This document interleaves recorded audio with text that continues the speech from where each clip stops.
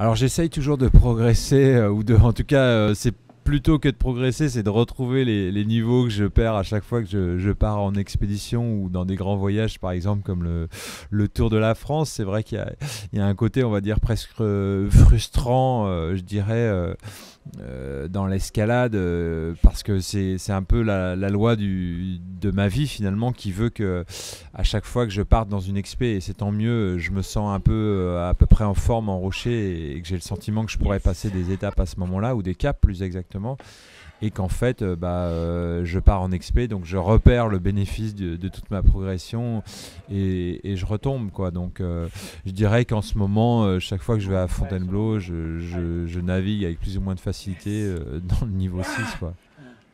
Magnifique. Donc les premiers souvenirs, ça date de l'époque de mes, on va dire, 6-8 ans, quand j'ai commencé à grimpouiller sur les blocs, à essayer de suivre, d'imiter mes parents en utilisant les chaussons usés de ma mère. Donc là, c'est les premiers souvenirs. C'était voilà, avant tout un jeu, essayer d'atteindre le sommet des blocs. C'était avant tout pour l'aspect ludique, et puis surtout avec tous mes copains de l'époque qui étaient les enfants des amis de mes parents.